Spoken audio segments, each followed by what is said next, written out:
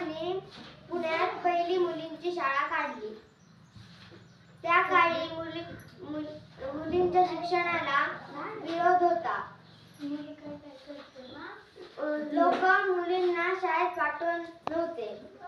परंतु माझ्या पतीने मुली सुशिक्षित व्हाव्यात पुरुषांप्रमाणे त्यांच्या मानाचा स्थान मिळावे म्हणून त्यांनी जय माणूस